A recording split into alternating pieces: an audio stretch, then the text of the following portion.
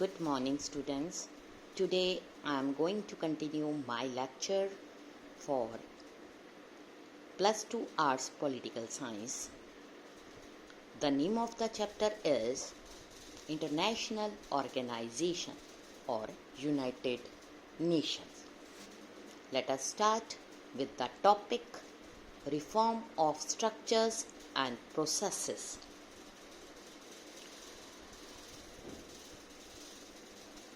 While the case for reform जो है widespread support, getting agreement on what to do is difficult. Let us start the different debates over reform of United Nations Security Council.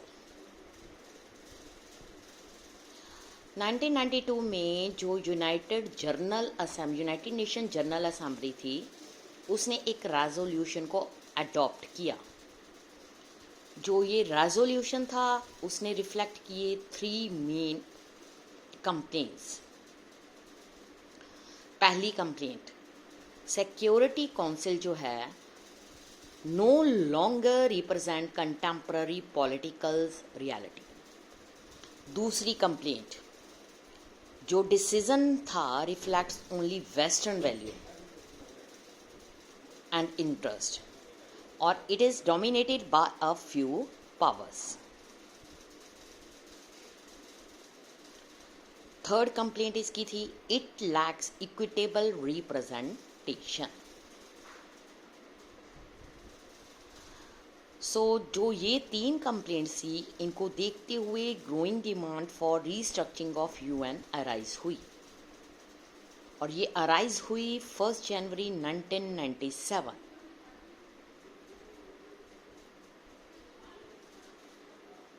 UN secretary general Kofi Annan उसने सबसे पहले initiated लिया in inquiry into how United Nation should be reformed.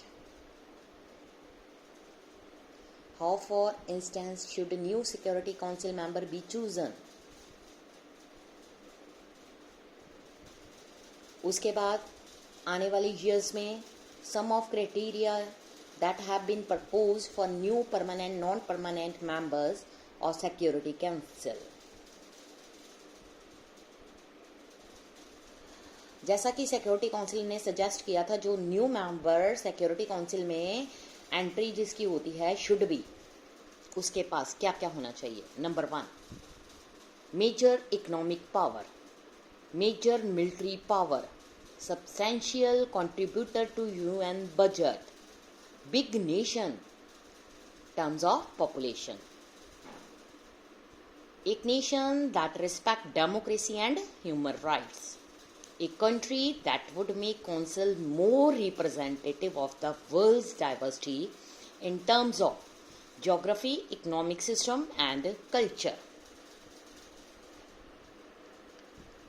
इन चीज़ों से ये clarity थी each of these criteria has some validity. Government ने कुछ एडवांटेजेस और कुछ डिसएडवांटेजेस देखे, डिपेंड करता था उनके इंटरेस्ट एंड एस्पायरेशंस. अगर उनमें डिजायर है not to be had no desire to be members themselves, तो country could see that criteria were problematic. How big an economic और military power Did you have to be qualified for Security Council membership? कितनी power होनी चाहिए, budget का क्या level होना चाहिए ताकि यूएन को कंट्रीब्यूशन मिल सके और वो जो स्टेट है काउंसिल में अपना रास्ता बना सके. क्या जो पॉपुलेशन है बिग पॉपुलेशन एसेट और liability for a country trying to play a bigger role in the world.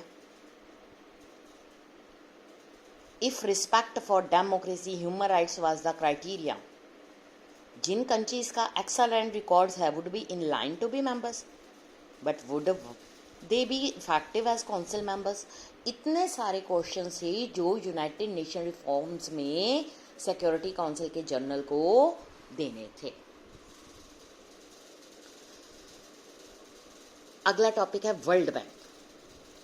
World bank जो है क्रिएटेड हुआ ड्यूरिंग सेकेंड वर्ल्ड वॉर 1944। जो इसकी एक्टिविटीज थी उसने फोकस किया ऑन द डेवलपिंग कंट्रीज। इसने वर्क किया human development, education, health, agriculture, rural environmental protection, irrigation, rural services, pollution reduction, establishing and enforcing regulations, infrastructure, roads, urban regeneration, electricity, governance, anti-corruption development of legal institution। इसने loans grants भी provide की members country को। इस तरह से इसने enormous influence डाला economic policies और डेवलपिंग कंट्री। इसने अपने आप को क्रिटिसाइज किया for setting the economic agenda of poor nations, attaching stringent condition to its loan, forcing free market reforms. इस तरह से यूनाइटेड नेशन जो ऑर्गेनाइजेशन है उसमें जो डिफरेंट ऑर्गन्स हैं, वर्ल्ड बैंक ने उसमें बहुत ज़्यादा पार्टिसिपेट किया। How was the matter of representation to be resolve? कैसे रिजॉल्व किया जाए? क्या इक्विटेबल रिप्रेजेंटेशन जो जोग्राफिकल टर्म्स में है, there should be one seat each from Asia, Africa, Latin America, Caribbean. क्या जो रिप्रेजेंटेशन है on other hand by regions और सब regions? Why should the issue of equitable representation be decided by the geography? Why not be levels of economic development? Why not? In other words, give more seats to members of developing world. Even there are difficulties. Developing world जो है consists of countries at many different levels of development. अगर हम culture की बात करें, what about culture? क्या जो different culture और सिविलाइजेशन है given representation in more balance way? और भी क्वेश्चन है, how does one divide the world by civilization और cultures given that nation have so many culture stream within their borders? इतने सारे reforms के जो क्वेश्चन थे यूनाइटेड नेशन ऑर्गेनाइजेशन के सामने थे, जिसमें उसने डेवलपिंग कंट्री, पावरफुल कंट्रीज के बीच में कॉन्फ्लिक्ट्स अराइज ना हो, उनको सॉल्व करना था। ये टॉपिक यहीं तक, बाकी हम नेक्स्ट स्टार्ट करेंगे। Thank you student.